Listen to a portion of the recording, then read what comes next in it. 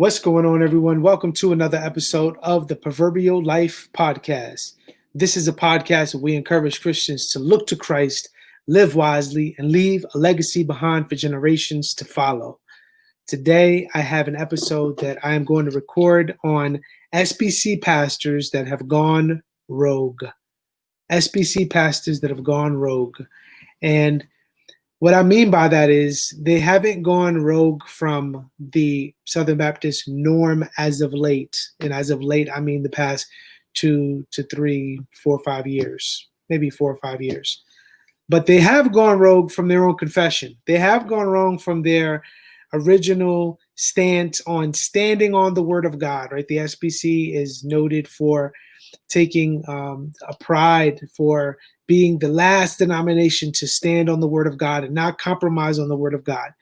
Well, here you're going to hear something that is become the norm in SBC.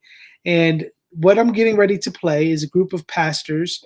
I'm going to comment on this video, a group of pastors who had a conversation on pastoring their people through racial reconciliation. And I'm going to let them introduce themselves. And what I'm going to do here is there's a lot to cover. And if I covered this all, this 42-minute video would probably be 2 hours long. So I'm not going to do that. I'm going to try to keep these a half an hour at a time. So that means there's going to be several parts to this. So I want to take my time. I want to answer some objections, and I want to hear back from you. Let me get some of your thoughts. What do you think? Where am I tripping? Where are they tripping? And let's continue to have that conversation. If you would like to support the ministry here at the Proverbial Life, you can do so on patreon.com, Patreon.com/Proverbial Life. All right, let's get right into it. Let me share my screen here, and we're going to chop it up, listen to what these gentlemen have to say. So let's get it. All right, guys. Well, I want to welcome you to the Planters Lounge, and we got a great lineup today, and going to be talking about just how we pastor our churches through racial reconciliation. And so as we get started, I just want to take a minute and have our guests introduce themselves. So just tell us a little bit about where you're from, what you're currently doing in ministry, and maybe a little bit about your family. I'm going to fast forward it to the first 30 seconds they introduce themselves. So let's see here. All right, here we go. First question. So it's a blessing to have you guys today. I want to kick it off really by asking, I think, an important question, a question I know that I've been just wanting to listen and hear from my African-American brothers, but for Dhati and Curtis, I'd love for you guys just to take a minute and describe for us what it was like for you growing up as an African-American man in America. Can you just tell us a little bit about your experience, uniquely? Now, as we get started, this is going to be the 240 mark to 12:23. So they're all going to give their experience. I'm going to let them do that. I'm not going to give much interjection here other than this to say that a person's experience is something that is valid to that individual. They experienced it. Now, an experience needs to be weighed or verified by evidence, right? Now, depending on the type of situation or circumstance that it is, right? So that is to say, just because someone has an experience that is true to them, that doesn't equate to everything that they say within their experience is a reality. Okay, so in other words, our experiences don't have the final say. So it's cool that we're sharing experiences. That's good and well, but again, just to remind people that the experiences that we have don't necessarily equate to truth statements, right? They can be true to us, or they can be things that we perceive to be true, right? But they're not necessarily the truth.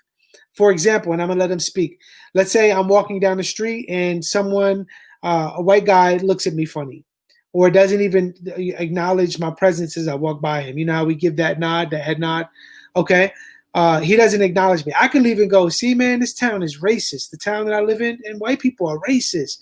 Always ignorant, man. Always looking past us, not really paying us no attention. It's because I'm Spanish. And I could conclude that, and I could take that story with me to other situations, and I could say, see, that validates my experience. Well, if you would have stopped this man and you say, excuse me, sir, do you have anything against him? Are you racist? He says, no. Why? Why would you say that?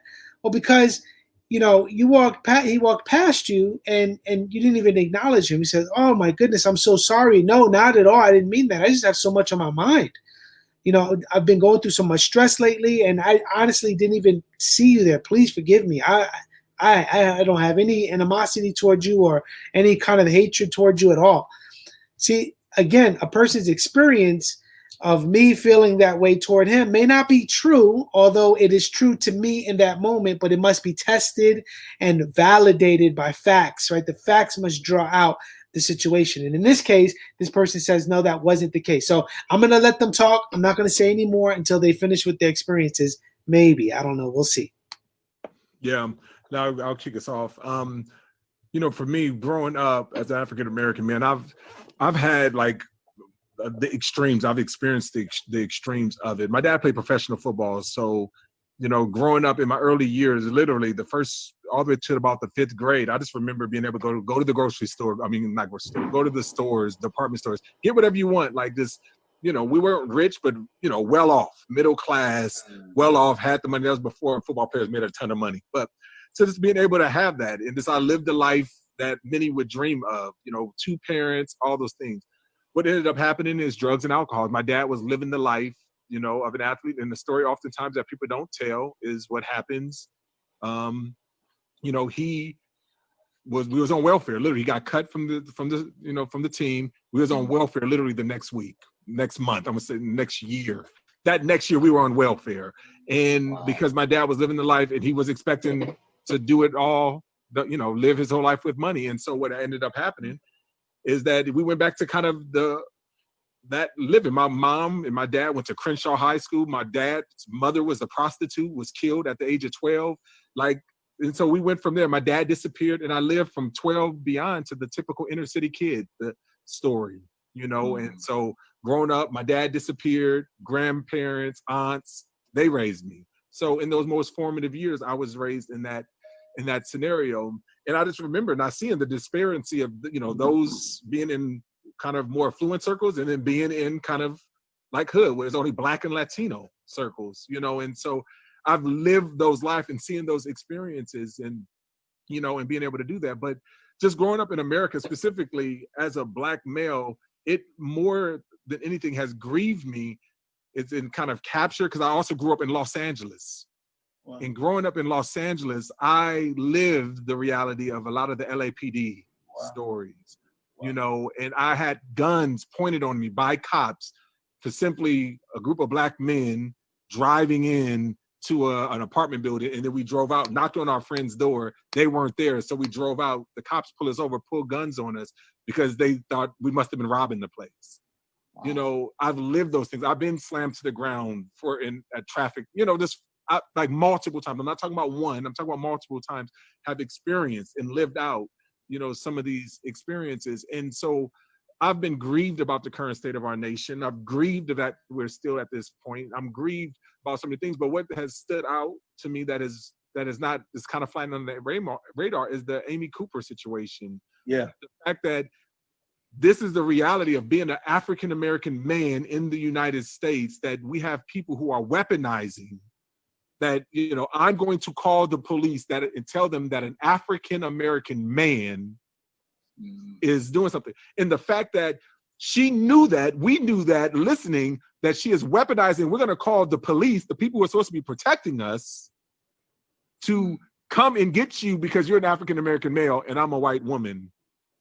And I'm going to weaponize that against you. And I feel like oftentimes that has been a weapon that has been used against me. I've experienced that weapon against me in so many different times. And I'm not trying to be divisive or anything. I'm talking about personal experience and what has grieved me. Absolutely. In seeing all of what's going on. So my experience growing up as African-American male, that I have to have talks.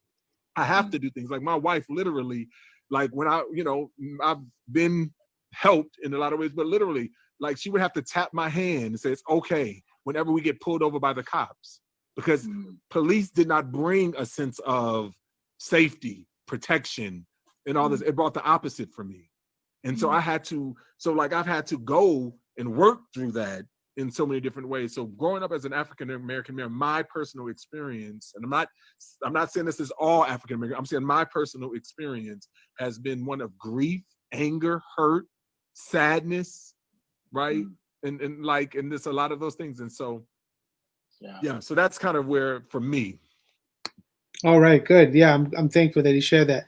So the question was, what was it like? What was it like being Black in America? Tell us about your experience. So he's giving his experience, his perspective on what it was like for him growing up.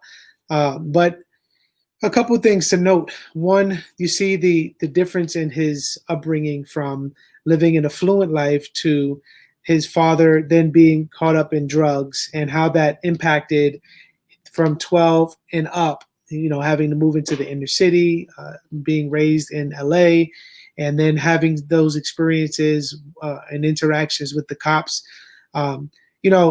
This is something that we don't often talk about, right? Because you got the Amy Coopers, but that isn't systemic. Like, it isn't like Amy Coopers are calling the cops on Black people all the time, right?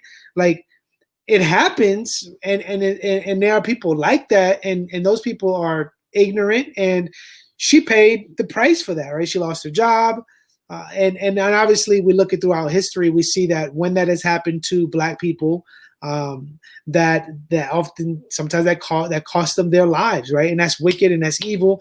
But let's not act like that happens all the time, right? And I think that's the narrative that is going to be spun here. It's like there's this assumed idea of systemic racism, and that to be Black in America is to be people that are oppressed, is to be people that are always not on equal standing with white people, and so on and so forth. And so, again, we all have our experiences, and that was his experience. You can talk to other Black people or Latinos, and you could see that their experience is completely different. I'm glad he shared that. I appreciate it. But again, we don't like to talk about how drugs affect and the lack of a father, right? His father at some point died, I think he said, or wasn't in the picture anymore. How those things impact the lives of young Black and people of color, right? Like Black, Latino, whatever, right? You fill in the people of color blank, right? But it negatively impacts our lives. When I was 3, my father came into my life, my stepfather, and I couldn't imagine what it was like not having my stepdad. My life would be completely different, I'm sure. And I owe a lot to my stepfather. So, it's important that we understand that we put all these things in context, that, just because, there's extra policing in LA, for example, right? Why is that the case? So there's a bunch of reasons why. There's several reasons why you probably was slammed by the cops. And I'm not saying that's justifiable, right? But if there's drugs, if there's, murders, if there's, crime within the community, then there's going to be extra policing.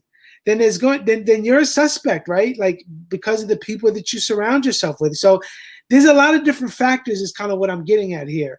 And we got to be careful when we're in these conversations, that we can't just lay a blanket statement as to say, oh, it's because I'm Black in America, when there's so many different situations and scenarios that contribute to the color of your skin, right?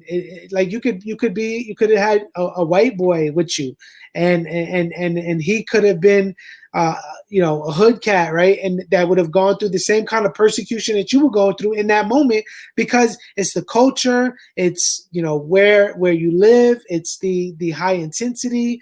So there's so many different factors is what I'm getting at. So I appreciate that.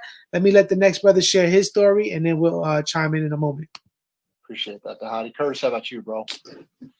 Yeah, growing up in a different part of the country, but yet honestly identical. And I would say that you line us who are Black up, and we all have very similar stories, regardless of where you grew up.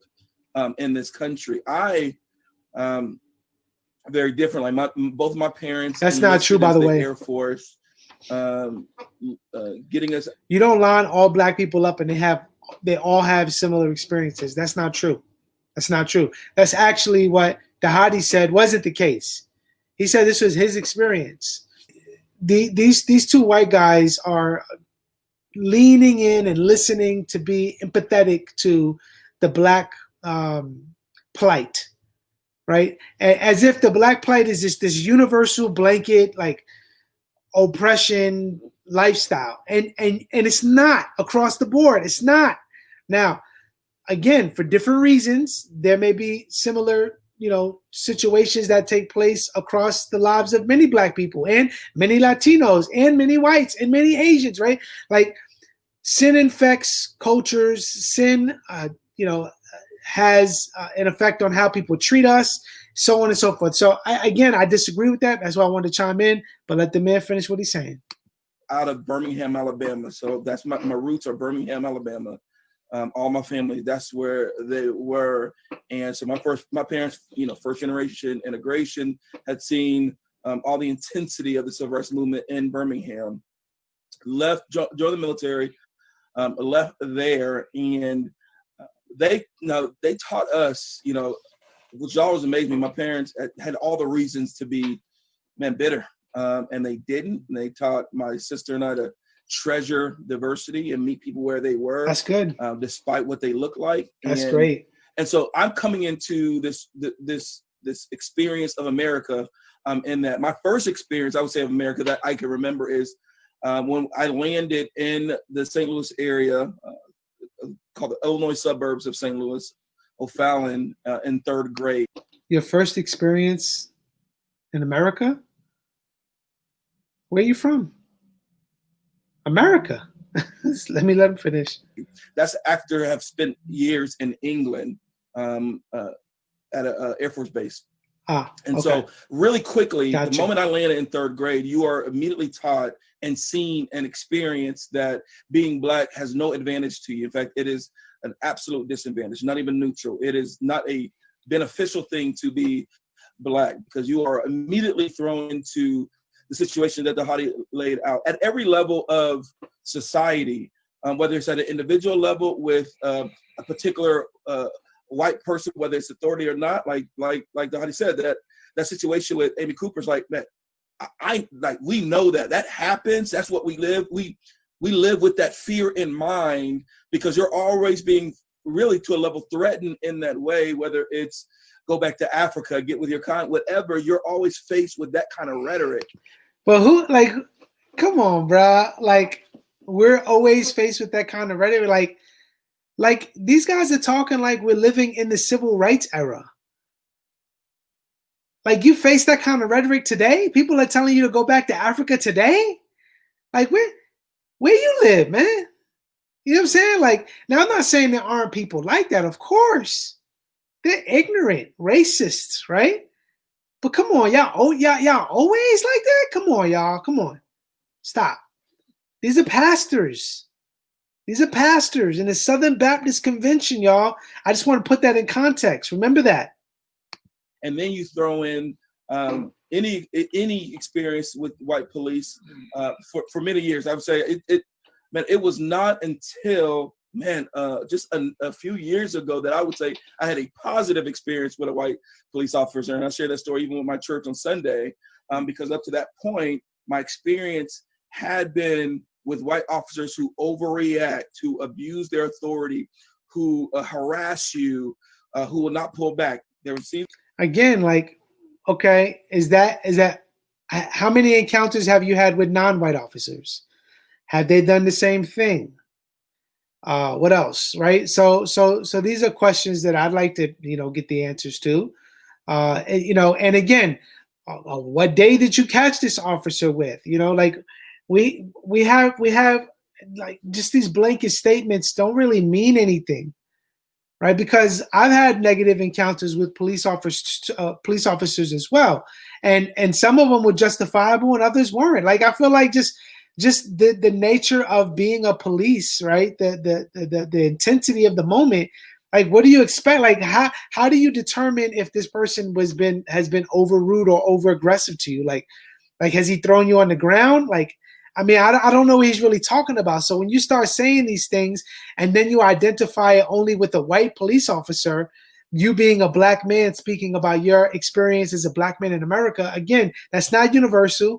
Where they were harassing and really wanted to charge me with things that I knew I had not done. There was really no evidence outside of that.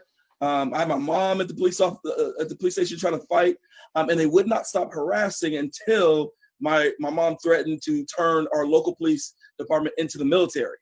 And that was the only time that they would stop harassing and accusing. And so those moments in life that just, it really teach you at a very basic level, I can't trust this authority that's supposed to protect me, but there's no room to trust there, whether you're being followed, accused, or thrown down in a typical traffic stop. Come on, man. Come on, bro. Come on, man. That's a lie, man. The typical traffic stop, black people are not being thrown down. Come on, bro. Come on, bro. Matter of fact, since the Black Lives Matter movement began, there's actually been, and I don't have this in front of me, but there's been less police stops on black people because of the Black Lives Matter movement. Like when it was really popping in 2016, 2014, 16 era, like there were naturally less traffic stops for less black people being pulled over by the cops because of the intensity, the high intensity of the Black Lives Matter movement. This isn't true. I'm not saying that this experience isn't true. I'm not saying that this doesn't ever happen, but in the way that he's saying it, the numbers don't show this, and this isn't the experience of every black person or every person of color. So, and again, listen, let me flip the other side of the coin, right? Like, I do know what he's talking about and not feeling comfortable around the cops. Like I grew up, I was disciplined and I was discipled by Tupac and Biggie, and I was discipled by Nas and Prodigy and all these groups, right? That taught me in many ways to hate the cops, F the police, and all this vitriol toward law enforcement. So a lot of times the encounters that we come into with police officers are preconceived thoughts we have of them. Now, again, when you're born from above, the Lord gives you a new heart and he changes your mind, right? We're called to renew our minds. And so that doesn't mean that there aren't evil cops out there. That doesn't mean that there aren't cops who don't do these things. But my presupposition ought to be different. I ought to be thinking different. Like, man, I can't assume that this cop hates me. I can't be saying this cop is a pig, right? I can't be saying all these kinds of things. This person's created the Imago Dei. So my going into this scenario, I need to like kill these thoughts that I have about this police officer and his position, and I need to, as best I can, submit to the authority that God has placed over me, right? Especially if I broke the law. If you break the law, then there's consequences for breaking the law, and God lays that out as a standard in his word, that there are consequences for breaking his law, and those whom he has given authority to enforce those consequences, they're doing it as his deacon. So I'm gonna let him finish. That is just what's normal, and so that's how I grew up, and being accused of things and threatened, very similar to like the Amy Cooper situation, threatened by whites to call in authorities, really simply because of my presence. And you know what's crazy too, man? I was thinking about this, and I'm not going to say his name, but I have a family member. Let me just say it that way. My brother-in-law grew up the town that we grew up in. He was harassed by cops. He was. Right now, my brother-in-law will tell you there were times when he did some stupid things. He's done some stupid things. Now, there have been a lot of other times that he hadn't done a thing, and the cops harassed him because they had a history with him. That doesn't justify their actions. My brother-in-law was slammed on top of cars for things that he's done. Guess what? My brother-in-law is not black. My brother-in-law is not black. Blonde hair, blue eyes, right? So again, if you are hanging around people who have a bad history, or you yourself have a bad history, that doesn't justify abuse of power. But if the cops are going to mess with you and you give them a reason why, don't be surprised if they do. And I would say that's really what summarizes it. Like as a Black, what you grow up with is your presence is threatening. You don't have to say a word. Yeah. Your presence is threatening. Yeah. Your presence is not even neutral. It's a threat. And so as a Black man. And why is that? Why? Let's be honest. Why is that? A lot of that has to do with how, and let's just keep it a buck, right? Because I grew up in an inner city, but I grew up on the outskirts of the inner city. So what I mean by that is where I lived was kind of on the outskirts of, so I would say I was about maybe like 5 blocks away from the worst of the worst that my community could offer. And I had a stepfather who would not let me go there. That was my dad. He would not let me go there. Now, my neighbor across the street, Jamel, he didn't have a father. His mom's worked a bunch of hours, right? Because she needed to provide for her family. Her uncle was doing his uncle was doing his thing or whatever, right? And so he lived on Prospect. Right? We were neighbors right across the street from one another. The difference between he and I is that I had a father, he didn't. My dad would not let me go down there. My dad did community work, right, in the area I grew up in. And my dad had his ear to the street. He knew where I was and all that. He was strict. That was the only difference between us, right? And this person is in and out of jail, several times, like just hood life, right? So we don't talk about the effects of not having a father and or getting caught up with the wrong crowd, right? Like that's not the police's fault. There's other reasons why that may be the case, right? But our actions, we are responsible for our actions and the actions that we do, right? So like the actions that, let's say, my neighbor's father, right? Him not being there, even though his son, didn't commit the crime that his father did, the sins of his father was visited by the son because he committed the same sins. So when we talk about this generational thing, right? This generational, passing ideas and lifestyles to the next generation, it's oftentimes by not teaching or being taught by wrong people or having bad examples around us. So all that stuff, again, same community we were raised in, but in my home, my parents taught me to live differently, to think differently, right? So there was a certain level of thinking that I had that was different from my neighbor. So again, there's so many factors that go into this. And so I'm going to let him finish. Man, what I experience regularly is, like I've shared others, like as a Black man, you're having to always think through steps. When I wake up, if I'm going to a workout and I'm just going to work out in my neighborhood, and this is before Ahmad, that I have to think about the color of clothes I wear. Like if I'm going to walk a trail that's covered with trees, I got to think really carefully, hey, what color am I wearing, right? And if I meet somebody, I better smile because those things just happen in normal and daily life. And so I would say that's been my experience as a Black man in this country and seeking to merely experience the Lord's grace and healing in that. Because, I would say the best word I could say it's being Black in America is traumatic. Yeah. Okay, so being Black in America is traumatic. We're going to stop here. That ends the first question of what was it like to be Black in America.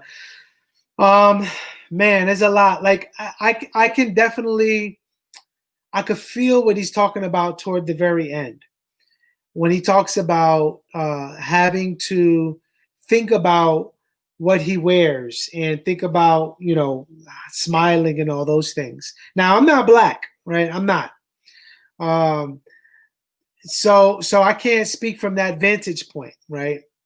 But the reason why I say that I can feel what he's saying there is because a lot of the thinking that I had growing up, some of which prepared me in many ways for good, to be discerning, right? To think. And I was really protected in a lot of ways. Like I said, like I wasn't raised in the Bronx like my uncles and like my cousins, right?